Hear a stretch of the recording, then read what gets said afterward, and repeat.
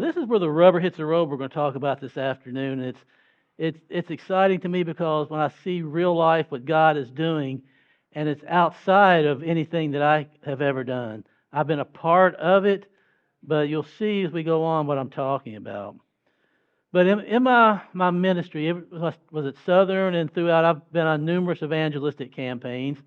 When I was at Southern, I went to Puebla, Mexico, and then went to Medellin, Colombia, and then and I went to Jamaica as part of the In-America Division outreach for their whole division. I went there in 2019.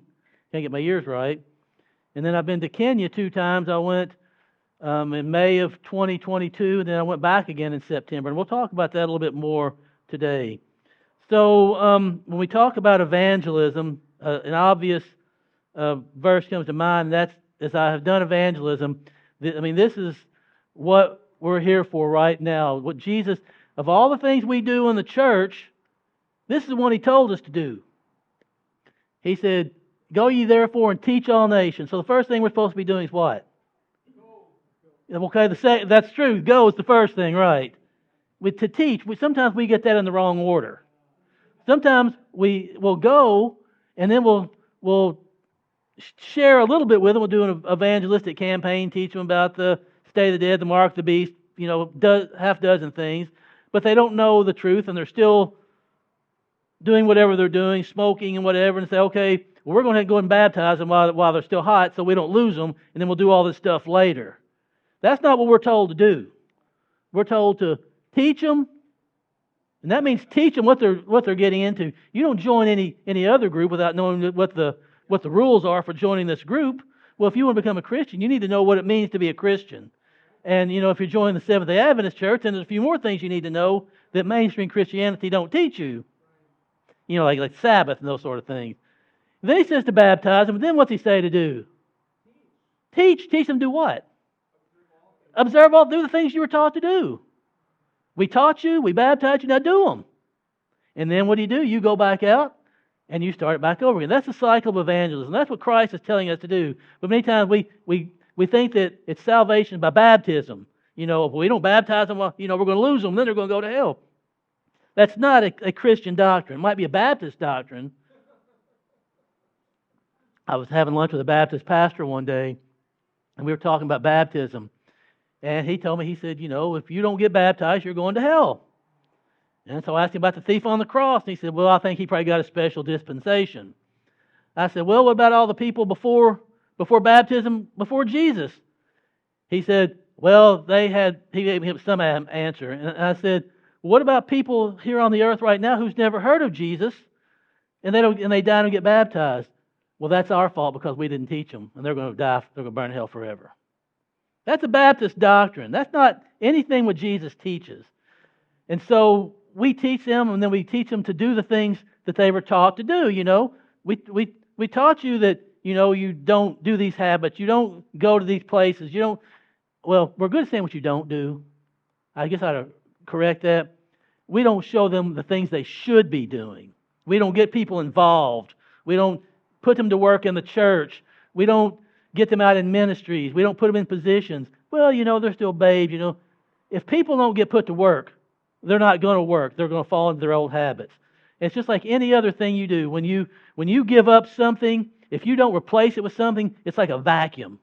And if you don't replace it with something good, Satan's going to come suck something right back up in there to take its place. So this is the commission that we were given to do, was to go into all the world and do these things.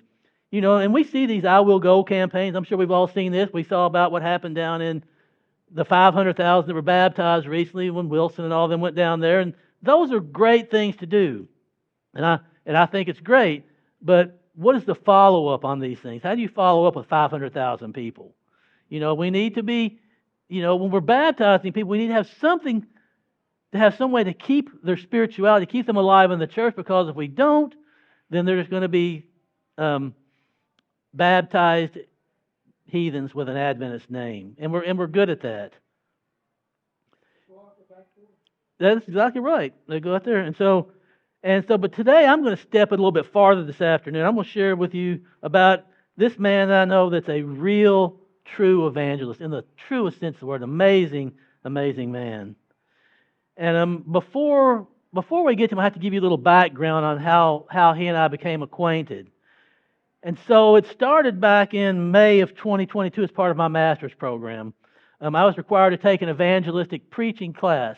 And as part of that class, we were required to go do an evangelistic campaign at the place of the school's choosing. And this particular year, it happened to be a place called Ongata Rongai in Kenya, just right outside of Nairobi. And in that city is also the home of the biggest division in the world, the East Central African Division. And that's the compound where we were staying right there. A beautiful compound. This is some pictures. This is the Adventist University of Africa right there. Just beautiful. This is where the rooms we were staying in when we were there. Just very nice place. At least on the inside of the compound. You get outside, the third world country, donkeys running down the street, holes in the road, just really, really poor people. And so that's what we were there. And while we were there, I was assigned to a church to preach. It happened to be the university church. It was called Advent Hope, of all things. A church of 500 people, where all of the seminary professors, all of them went. I remember the first day I went there to preach on a Sabbath. And I remember I preached a present truth message straight up, and I had people coming to me from that church, a university church, with theological professors telling me, "Pastor, we haven't heard a sermon like that in 15 years. Wow. Now, I didn't stay at that church. They sent me off to a branch Sabbath school they were building where we were actually doing an evangelistic campaign. And then people were amazing because it was an outdoor thing, they built me a platform, just very rough. But before I had ever got there, they had been there reaching in their community, going out, starting day camps for the children, bringing children in, doing things for them, giving them food. My first night there were 2 big rows in the front, as long as this across here, 2 rows of just kids 12 and under, sitting on the front row, excited. Huh? Yeah, they were lining up. They had been getting ready for me to come. And so when I got there, the people were already ready. They had already started the evangelism process. I'd do my preaching.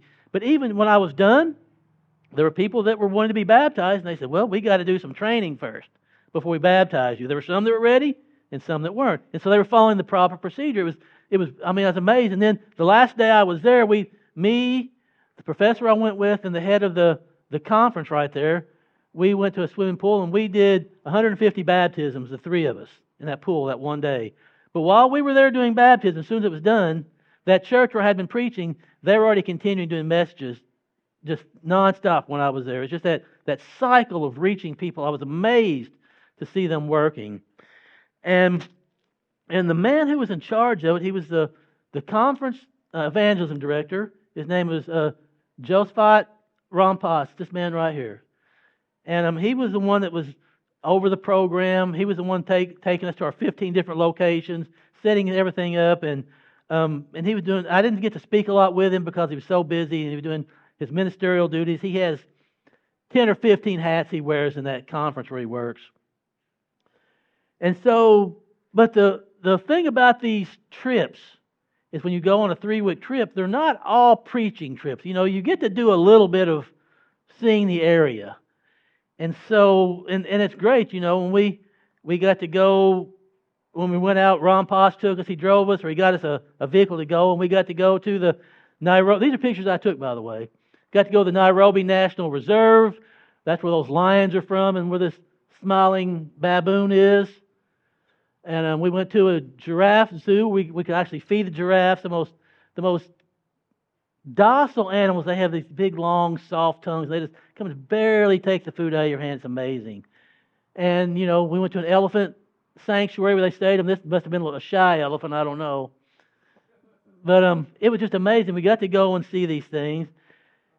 And then they said, there's one other day that wasn't a regular travel day, but they said, we're going to take a half a day and go visit and feed the Maasai. Now, I didn't know a Maasai from Adam. I had no idea what it was.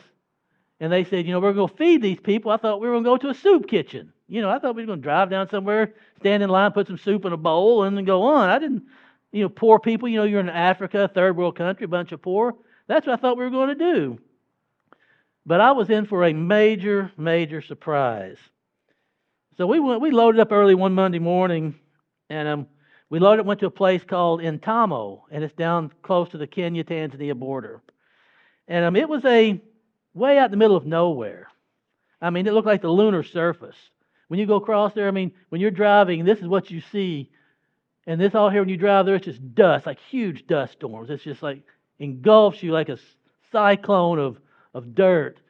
And these are the kind of trees that you see over there. These are called acacia trees. Got these big, long thorns on them. And if you get stuck by one, they got a little poison in it that'll irritate your skin, and it's very uncomfortable. So you don't go playing with the acacia trees. And so we went there, and it's the kind of place where if you were to get lost, nobody would ever find you. When I was there, when I went back, I'll talk about it later, I went back my second time by myself, had something happen there to me. The only one would have found me would have been the wild animals, or, and that would have been, not a pretty sight. By the way, when I was driving out there were giraffes, wild donkeys, all kinds of things just running wild. There are lions and things. So when we were out there in the middle of the real McCoy. It's not a place you want to be stuck in the middle of the night. And so when we get there to our destination, we are greeted by a group of people. These are the Maasai tribe right here. This is right after we pulled in, we got stopped. We got out of the car. These are some of the people in our group right here. We got out, and I don't know if you'll be able to hear this or not. This is what we were greeted by. If you got any audio for that. If you don't, that's fine. It's just their singing and their tribal things they're doing. And so what we saw, we went into I'm louder. We went into a 3D National Geographic. It was just, you hear the man go, woof, woof. And this is the men. The men and the women do separate things, and it's just and the Maasai are known for jumping. That's what they're famous for, is jumping. And I found out the reason the men jump is the higher you jump, the more eligible you are for the women. That shows your virility. The higher you can jump, the more of a man you are. And so the women are sitting over here singing, and so this is what we saw. And so I was kind of overwhelmed when I first got there, And now this Maasai, they are a nomadic people. They kind of go from place to place with their animals. They're basically cattle and sheep. They live off that.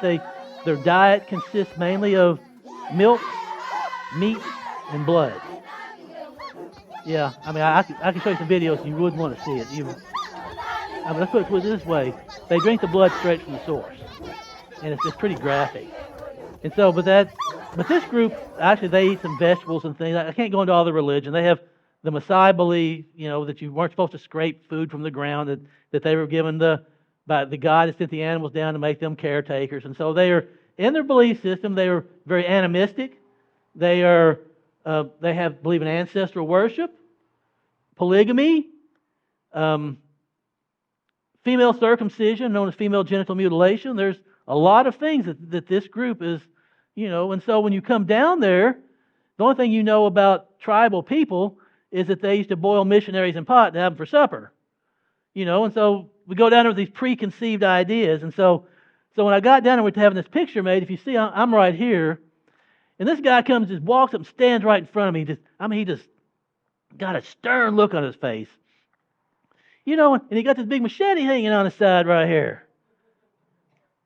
And so, this guy sitting there just sitting there scrunched down and looking at me, just glaring at me, And so all I could do is sit there and turn and look away, act like I wasn't scared. But anyway, he ended up, in some of the other pictures, he turned around and smiled real big. So they're okay. They're actually a very nice people, very nonviolent. And so as the day progressed, I didn't really know what to do. We were out there in the middle of this hot desert, equatorial areas right on the equator. And so I didn't really know what to do. So I just had my my phone out, and I was just going around, taking pictures of different things. And so as I was doing that, I happened upon this little girl right here. And I remember I walked up, and that look she had on her face was it was scared. She had never seen a stringy-haired white man before. She didn't, and he goes and sticks the camera in her face. And so, I wasn't sure, and so I couldn't communicate, but the mother understood what I was trying to do. And so she said, it was okay to do that. She nodded in approval, and so I got up there and I snapped a picture real quick, and I thought, well, what do I do? And so I took the phone and I spun it around and showed her a picture. Man, that girl, when she went from frowning, from looking like that to looking like that, I mean, she smiled really big. I mean, she'd never seen herself before. She was excited about seeing her own picture. The most they do, they carry these little mirrors around that hang down to their side so they can see the reflection, in a circle about that big, but she had never seen what she really looked like. And so as I did that, see, the men and the women, they stay separate. The men that go off and are in charge of taking care of the animals and cooking and all these things. The women are in charge of everything else. The kids, the women build the houses. The women do all the work. I said, y'all need to come talk to my wife. Shan said, no, they don't. She goes, I need to go talk to them. And so they do all this work. And so the women were all there. They were just, And so when they saw I took the picture of the little girl, what do you think happened? They all wanted their pictures taken. And so I started taking pictures of all these different women right here. I mean, there's a regal look about some of these people. I mean, it's amazing to see them, And this smiling lady right here, she's the one that I got to know real well. Her name was Stinyati, which means holy or sacred, like the Holy Bible. And these were the two women, these older ladies right here. Those are the ones that were really wanting their pictures taken. They were, they don't smile, but if you get them to smile like that, that means usually I'll get a picture and they say, oh, they're very happy what you're doing. They're sitting there. But to get a smile like that, those kind of looks, that's pretty impressive. And so I started taking pictures, and this is one of those times all of a sudden that fork in the road again. One of those times where all of a sudden something simple turned into a major development. And so she had that big smile. They all wanted their pictures, and so we went through the day, got the pictures and everything, and everybody was happy. And so we were packing up, getting ready to go home. Well, as I was walking to the car, someone kept hollering at me. They say, Tony, someone's needing your attention. I thought, what? So I turned around, and the woman who had the little baby, she was coming up towards me, and she had this in her hand. This right here. And she came up to me, and she put it around my neck. Now, my head's kind of big, so it was a tight squeeze to get it over, but she finally able to get it over the big head.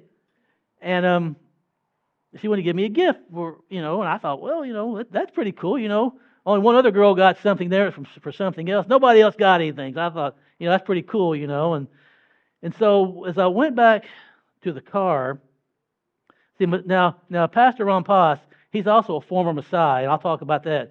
And so I asked him when I went up to him, I said, yeah, she just gave me this. He looked at it and he goes, she gave you that? And I said, yeah, what is it? He said, well, it's a sign that they have made you an elder in their tribe. That means it's a sign of great respect. Oh yeah, they make all these things themselves, all these little beaded things, and so they gave me that, and I thought, hey, that's pretty neat, And so that was the beginning of a major work that God set in plan to reach these people.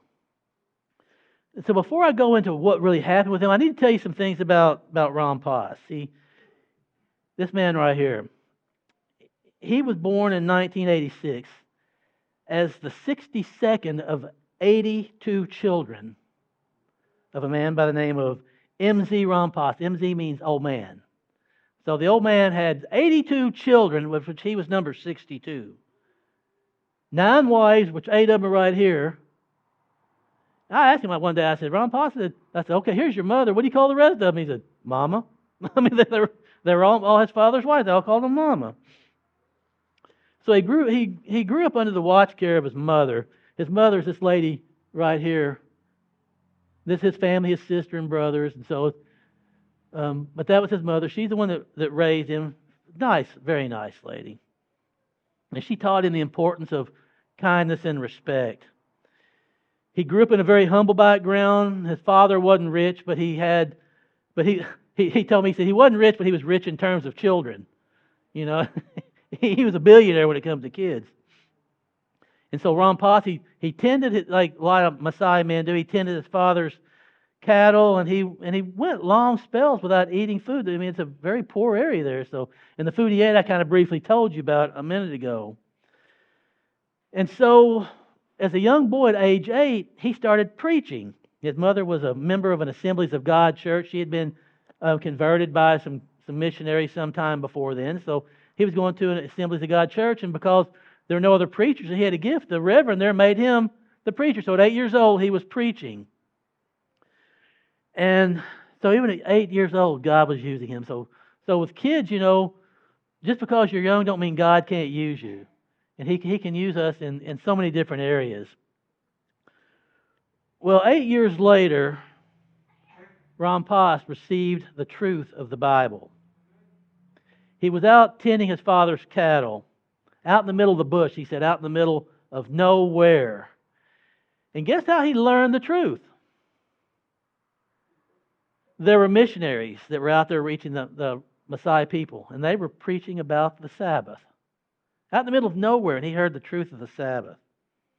And so as he was listening, he went to another one of his Messiah friends who could write. He said, write all these verses down so I need to remember them. And so he had them all written down. He took the verses and he wrapped them under his shuka. This is a shuka. This is what they wrap around themselves to that's their clothing. You know, they just don't have anything else. They just big blanket they throw around themselves. So he threw it under his shuka, and he said he walked straight to his reverend's place, which was 22 miles away. He said, I can't wait. He was that impressed to go. And so he started going there, and he said, I went to my reverend's home, which is about 22 miles away. He said, I walked almost the whole night, but by the power of God, I reached his house at 9 p.m. And I'm quoting him here. He said, I had to ask him about these new verses and inquire if they were in our Bible. He said, I asked him personally because he was the only one who had a Bible. He said, when I finally reached his house and told him about the words I'd heard from the missionaries, he told me that the meeting was a devil worshippers meeting and I should never go back there again. He prayed with me and sent me home, and I had to walk all the way back, and I got back at 3 a.m. He said, but while I was sleeping, the dream came regarding the same Sabbath message. He said, from that day, I became a dreamer of the Sabbath. He said, sadly, it took me 2 years to accept that it was God who was bringing the dreams to me daily. He said, when the dreams came to me in the night, I woke up and started praying and rebuking the evil spirits. Little did I know there was the Spirit of the Lord that was waking me up about the truth of the Sabbath. Very, very early in the morning on the Sabbath day, I gained courage and I decided that I must go for myself and witness if what my reverend told me about Sabbath worshipers was true or not. So that's a good lesson right there. Don't believe everything your preacher tells you. You've got to be Berean. Go search it for yourself. We can tell you the sky's purple, and if you don't go look, you're going to believe the sky's purple. I don't care if it's me. I don't care if it's John Bradshaw. I don't care if it's Ted Wilson. I don't care who it is. Always follow up with the Word of God to see if these things are true. You will not go wrong by testing those who proclaim to have the Word of God. And so he went to see what was true or not. And the reverend had told him, he said, the reverend told me that the people worship in the church naked. They worship false gods. And they walk inside the church backwards, which is the way the devil worshipers do in the Messiah culture. So this is what he thought that Sabbatarians did. He said, he discouraged me very much, and he put fear in my mind. He said, the church where they were meeting was on a slope of a hill, a big hilly area. So he said, I went up on higher and I got a good view of what was going on. And he said, and I was quite surprised at what I discovered. I thought this was kind of interesting. What surprised me most was that the people who came to the church first were the smartest people I ever saw. So if you're the first ones to come to church, he said, you're the smartest people he ever saw. He was amazed. They were well dressed. They were kind. He said they started singing hymnal song number 33. It's not our hymnal. I asked, what song is that? And he said, happy day that washed my sin away. He said they started singing hymn number 33. And he said, I found myself seated on the back bench of the church, and that was my turning point. In a short time, he said, I convinced my mother of this truth, and we were both baptized into the Seventh-day Adventist truth on the same day in 1998. He said, I started experiencing miracles in my life. He said, the first miracle he experienced was God impressed him with the need of going to school. You see, in the Messiah culture, education is not what they do. And he said, I made this decision at age 16.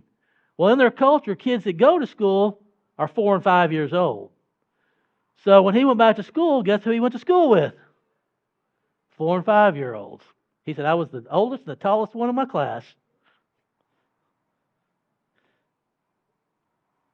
But his father wasn't too happy about it. He said, a good boy, especially at your age, takes care of the cattle and takes care of the animals. He said, plus, being at your age, you're way past the age of going to school. But he said, my passion of going to school was just to learn how to read the Bible so that I can evangelize my people. What about us who already know how to read? Are we excited about going sharing the Word with our people, with our family, with our friends, with our loved ones?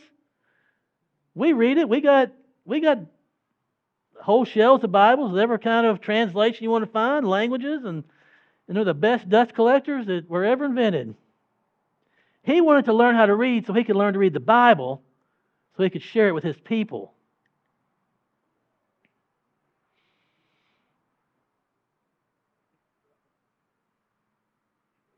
He became passionate about learning.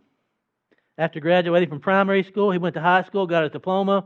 Then he wanted to go to college to learn theology. He got a grant to go to a college in Uganda where he got a 3-year degree in theology, became a pastor, and now he's finished up his master's degree at that Adventist university that I showed you on the slide a few minutes ago. He's also, like I say, he's big in the conference there in his work. And so he said that was his first miracle. And that's amazing, that somebody has that kind of motivation just to do that so they can share the truth with their people. And the second miracle is where we're going to really pick up with today.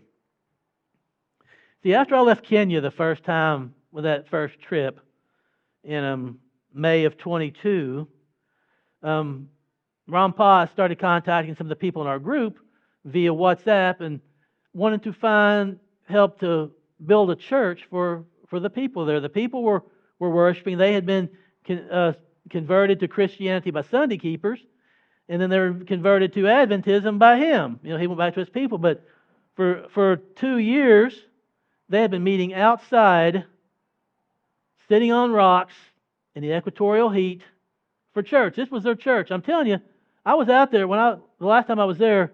It felt like about 75 degrees outside, but equatorial heat is different. I was standing outside in no shade, wearing about what you see I have on right now.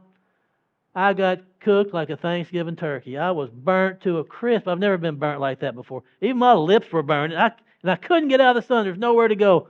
I was going to go to try to get under some of those acacia trees, but the native people knew about where the shade was, and so they had the whole big thing surrounded. There's nowhere for me to go. No hat, no shade, no nothing. So just cook.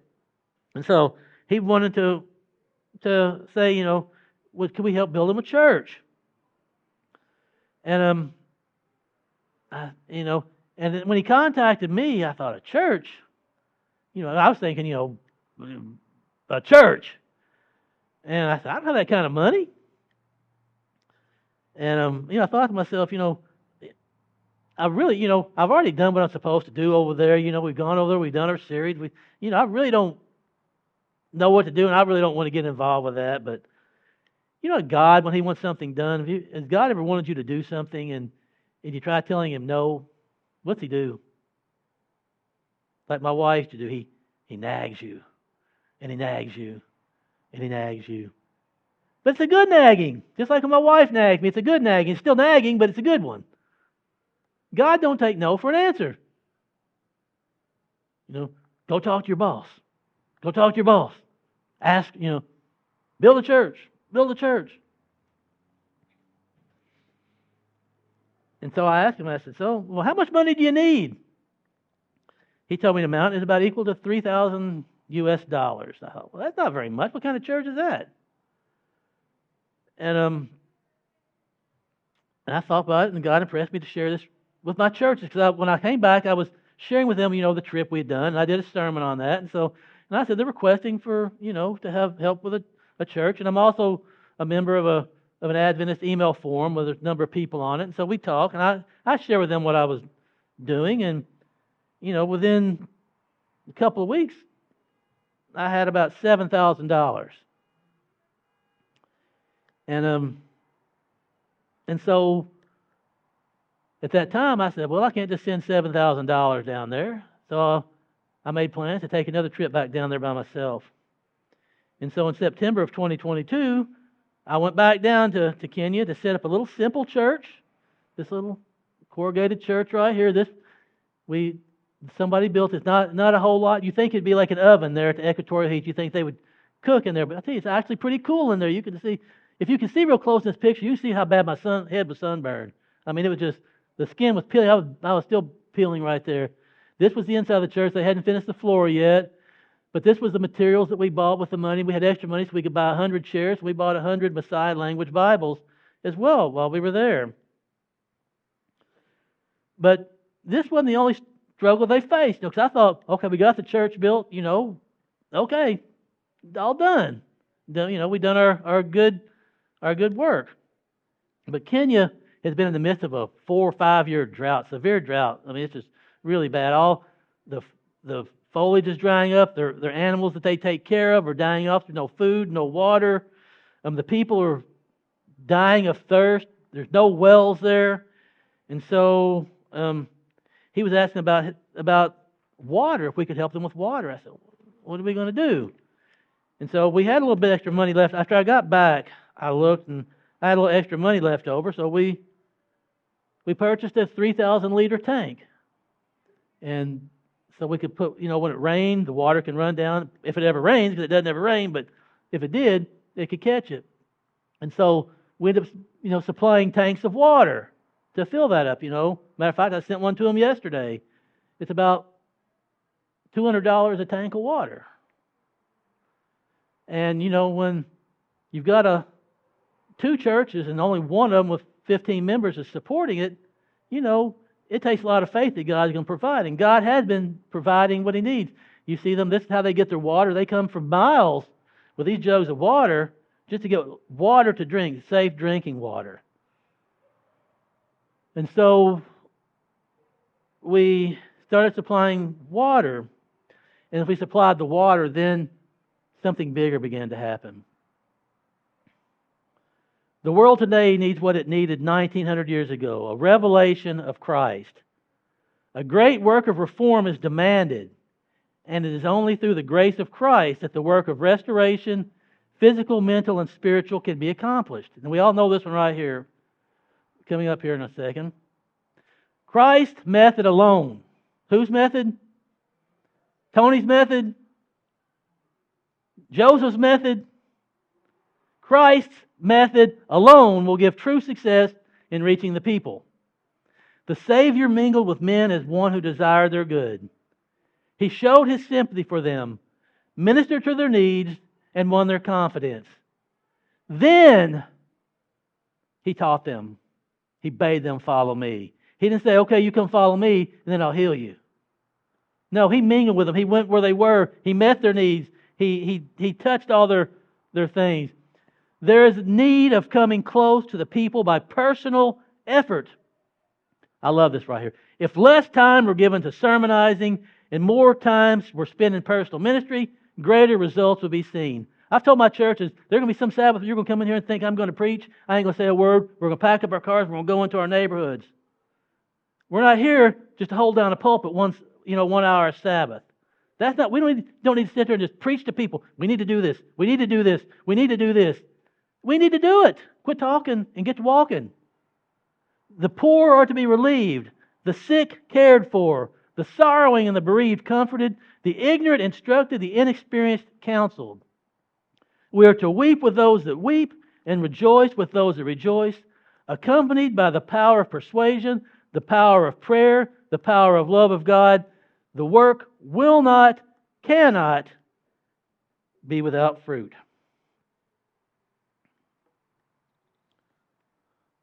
And so the Messiah, as we were meeting their needs, they were, they knew that I came over. When the money I spent to go over there, the donations I didn't use for my expense, I paid for that out of pocket. And so Ron Poss told them, he said that I had, they call me a Lomaniac. That's my Messiah name. It means blessed or sent from God. So they said, so, how did a Lomaniac come over? How many cows did he have to sell to come over here? Because that's their way of stuff. He said 6. You got to talk to them in what they can understand. And they knew that I came over in the plane. And they said, "Well, did a Lomaniac see God when he was in the clouds?" Oh, that was pretty cool, And so they got to know me. They knew that we cared for and I was the face of this ministry. So it's always me that they're thinking. I represented a bigger group, and they said, these people that don't know us, that are long ways away, they're taking care of us, they're helping us get water, they're building the church. If their God is that powerful to get them to do that, then we need to know about His God.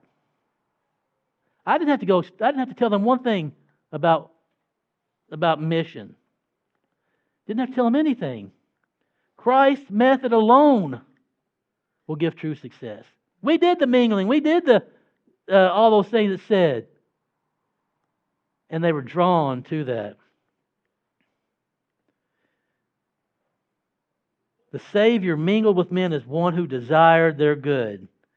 He showed sympathy for them, ministered to their needs, and won their confidence. And that's exactly what we did, not even knowing that's what we were doing. Had no idea that's what we were doing. And we had no idea of the tidal wave that was just upon the horizon of this part of the African continent. Accompanied by the power of persuasion, the power of prayer.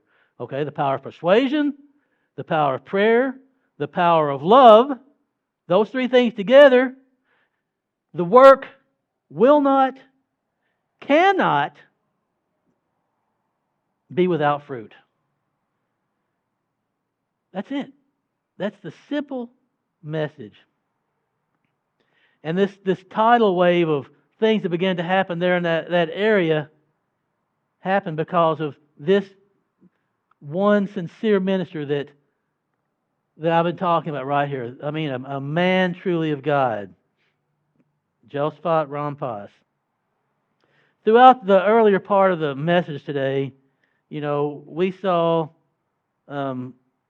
the theme is how God can use any person, especially a knucklehead like me. Somebody who was unwilling, unmotivated, and could still use me to begin to fulfill the goal he had. He had a big picture in mind, and I was just a cog in the works to make this thing work that he used.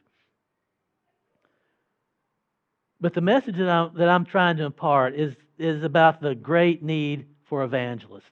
And when I say evangelist, I mean somebody who's willing to share the Word of God with somebody who will listen. You don't have to be, Doug Batchelor, John Bradshaw, any of these people. We've all got a work to do in our individual spheres. We have to be willing to do whatever God asks. We have to go wherever He may send, whether it be way away or across the street.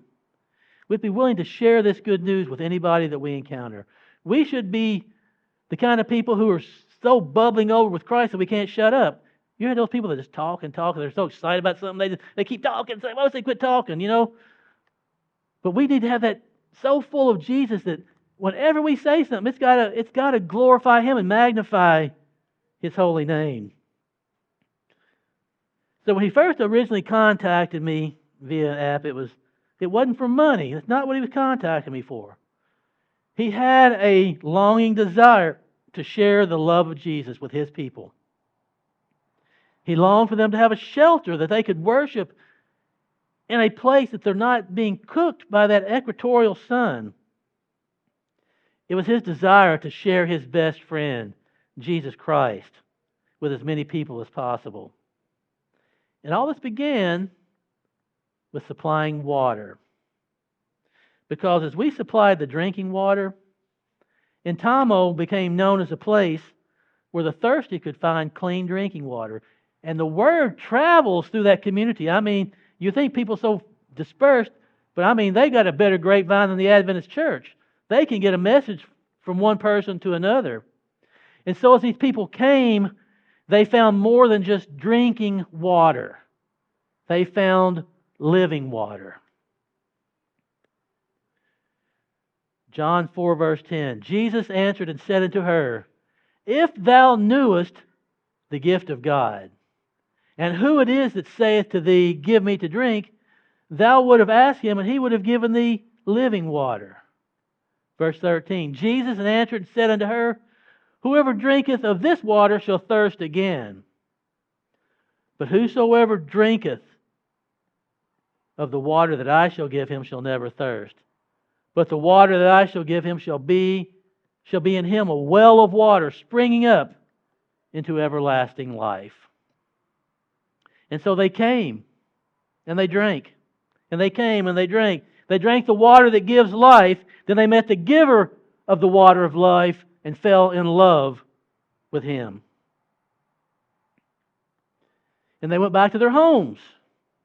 And when they got home, what do you think they did?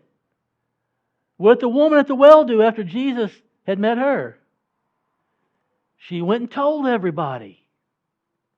When Jesus told the woman of her, of her husbands and all these things, I met a man who told me all these things and told me about living water. You got to see him.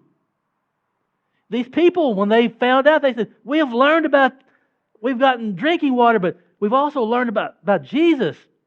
You got to come and learn more. Excuse me. And so then they started coming. And the church that was built to house up to 300 people all of a sudden was full. They started building branch Sabbath schools around the area because some people were walking 20 kilometers each way just for the water and for the meetings. And so great numbers were accepting the truth and were being baptized. Now you got to understand, I was talking about baptism earlier. I said teaching and all these things. You have to understand we're dealing with a nomadic, heathen group of people. So there's, if we think we're going to teach them the 28 fundamental beliefs before they're baptized, that's never going to happen. We have to realize there's certain limitations on what we can do when we baptize. And so they were being shown basic doctrinal truths. They were accepting them and being baptized, and they were addressing issues, Sabbath and polygamy. But if we go and give them too much light at one time, what happens? When you have a dark room in the middle of the night, and all of a sudden your husband or wife comes to flick the light on, what happens? You're blinded. And so I asked Ron Potts, I said, so I know you're baptizing them and teaching them, but what are you doing to move them forward? He said, along with you, I need studies, I need sermons.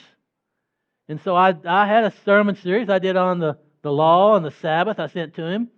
And I had a set of it is written Bible studies that was on CD on a little flash drive that they had supplied to us when we went to some training. And so I had it in PDF format. I had all the blanks filled in. I sent them to him. And so he began doing mass group Bible studies with hundreds of people with the It Is Written Bible studies. And more began to accept the truth. And as he did, some local pastors had heard him, especially about the Sabbath, and they invited him to speak in their Sunday churches on that very topic.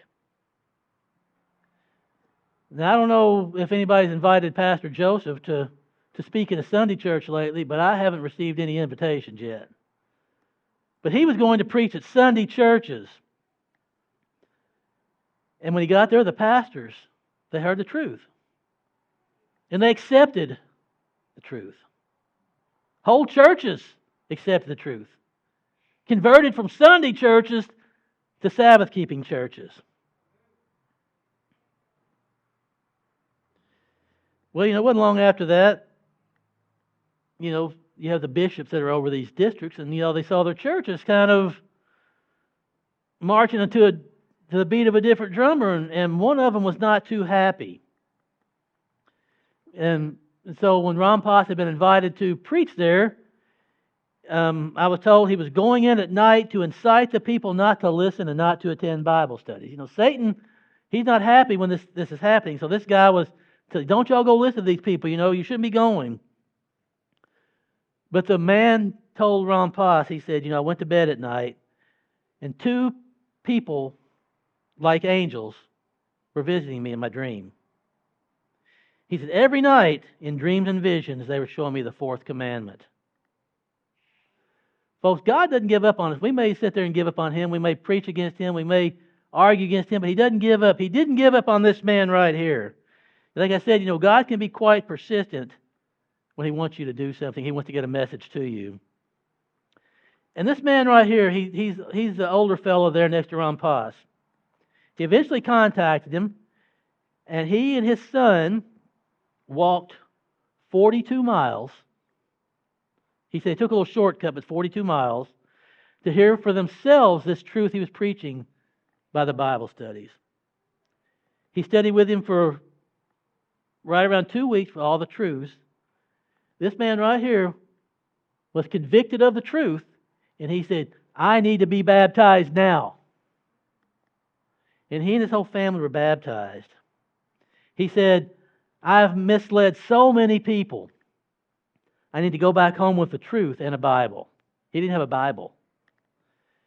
Now, I just got a message just a few days ago, because Satan, like I say, he's not happy when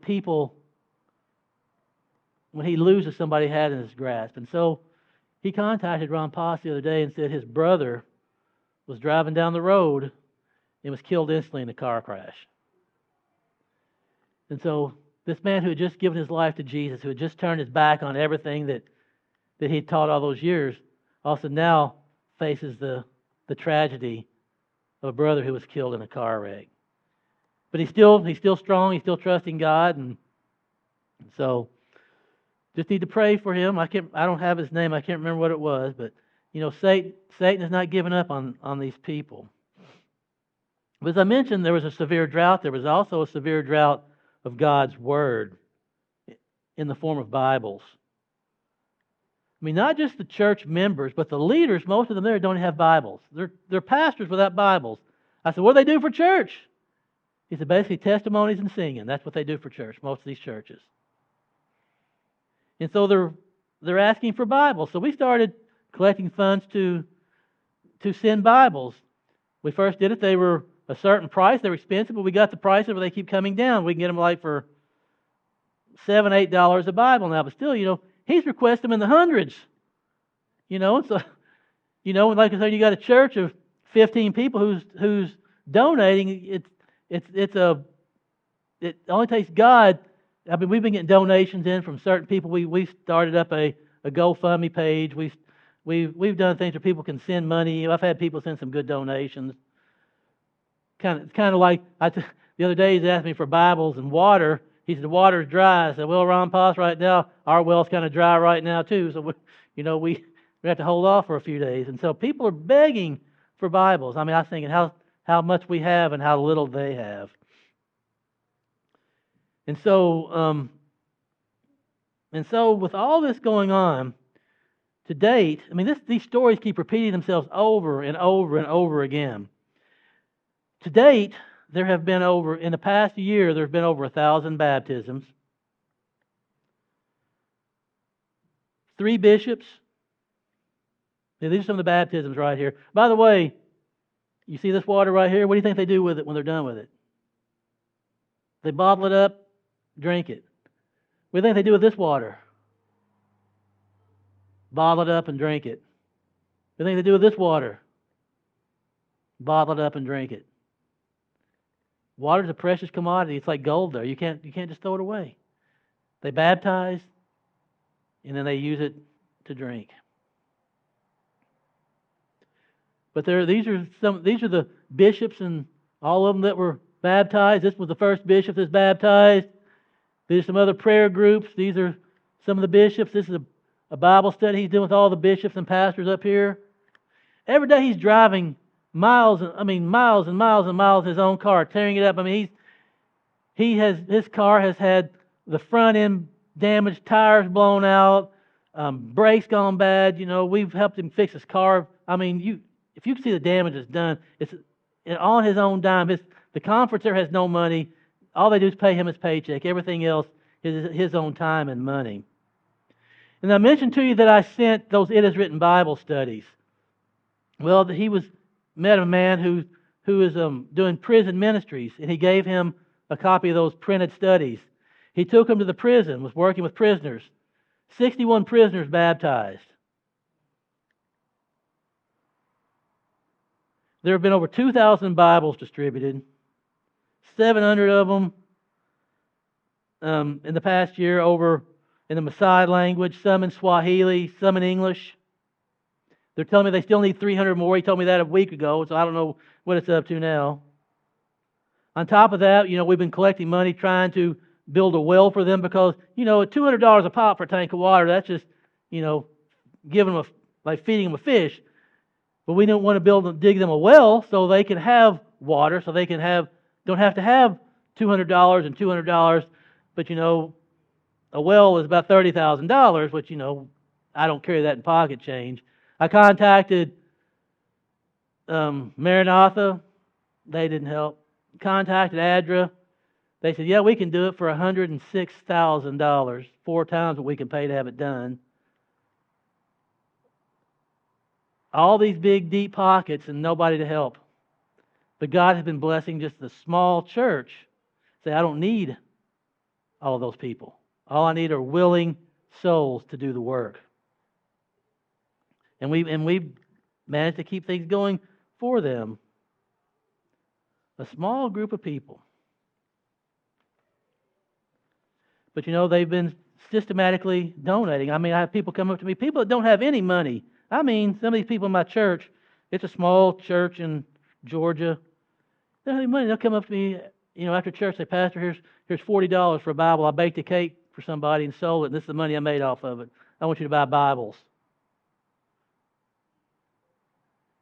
And other people I talk to that, that have the money, you spend $50, $100, $200 for going out and eating at a meal and, not a thing. It's the poor in spirit. That's why Jesus says, blessed are the poor in spirit. Blessed are these people. He didn't say, blessed are the tight pockets. It's the people who have the love in their heart, who care about these people, and they've got this desire to help. And so the purpose of this 3-part series that I did, it was not to show what I can do or what I have done, because I have done nothing but what God has directed me to do. And I did that kicking and screaming a lot of times. But He can use anybody. This wasn't meant to be my life history this morning. It wasn't meant to deify Ron Poss. It wasn't meant to do any of that. It's rather to give applied examples of how God can and is willing to work through anybody, even the unwilling, the unmotivated, and the unsuspecting person, because I was truly not suspecting anything God had in planned for me when I first went down to Kenya for that class. The Great Commission, it's for individuals. It's for each one of us. When Jesus spoke those words, it wasn't those people just standing there watching him getting ready to ascend. Those words were meant to go to all peoples through all time till he comes, until his message is in all the world. It's meant for us as individuals to share. It's for people like us. I mean, you got your big people, Bachelors and Bradshaws and Boonsters and all of them, but they're not going to finish this work by themselves. There's some people in the world that only you can reach. Nobody else.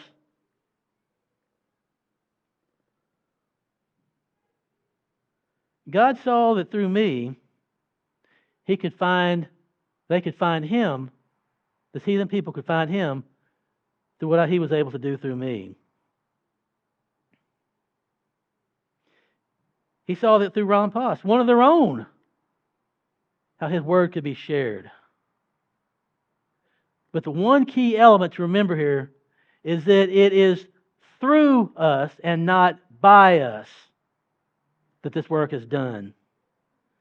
Just like perfection of character and salvation, it comes by total reliance upon the source of all strength, by the righteousness alone that comes by complete and total surrender and absolute faith in Jesus Christ. That's the way salvation is wrought. It's through relying completely on him. By Christ alone comes the power to spread the gospel to the world. You know, and you may not know it, but you're not sitting here today by accident. God is saying, if I can use a person like this guy standing up here on the pulpit right now, if I can use this guy, my brother said one time before he passed away, when he saw the kind of life I was living, he said, Tony, if you can change your life, there's hope for all of us. Well, folks, there's hope for all of us. He can use each of us here today. My challenge to you today is in a world where there's turmoil, where there's wars, pestilences, political upheaval, all the things that Jesus prophesied is going to happen before he comes. You read Matthew 24, it's like he was watching CNN or Fox News today. He said, these things are going to happen right before I come.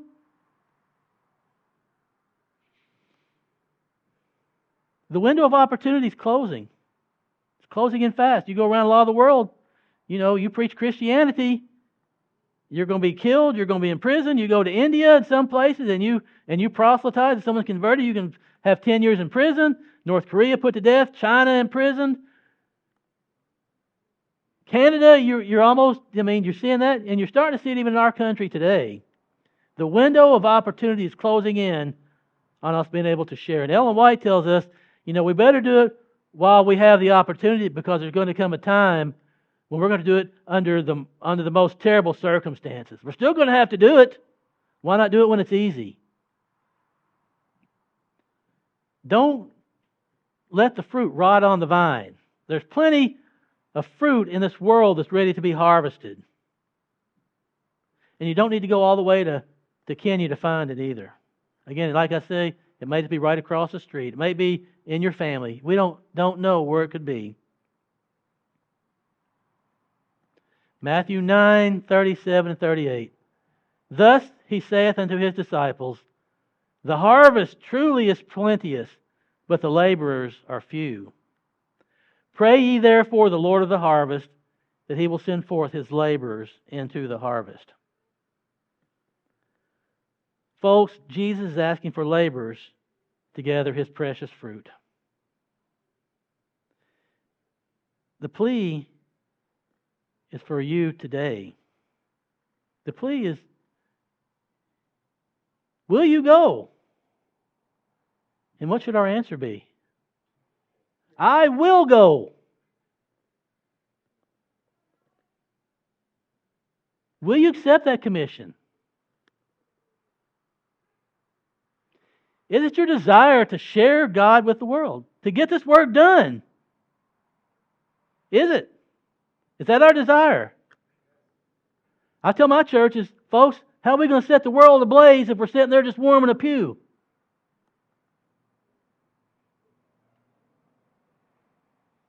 And they sit there and look at me with blank stares.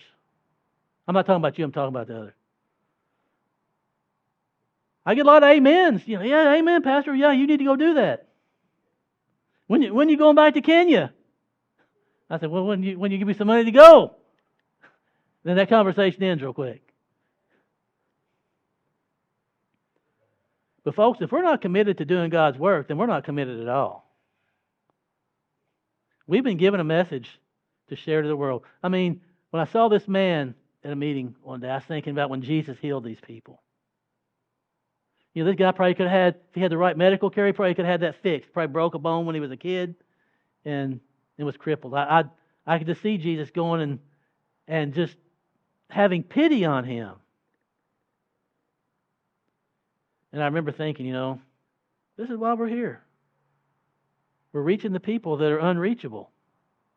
So how in the world could God send me 8,500 miles to a group of people that I'd never even heard of and see the kind of effects that are having a year later? It's mind-blowing. And so, you know, whatever you do may have the same effect. Ron Halverson, before he died, said there was a pastor he heard one time talking about he had an evangelistic series and said, it was the worst one I ever did. He said, only 4 people came up and were baptized. It's the worst series I ever did. And Ron Halverson told him, he said, Pastor, I was at that meeting, and I was one of the people that was those 4 that were baptized. He said, to this date, there's been over 10,000 people baptized because of the decision I made because of your call. Don't think that your work does not bear fruit. Ellen White says it will not and cannot be without fruit. My challenge to you as individuals, as a church, go. Go and make disciples. Bring them to Jesus. Let's get this work done so we can go home to be with our Lord and Savior.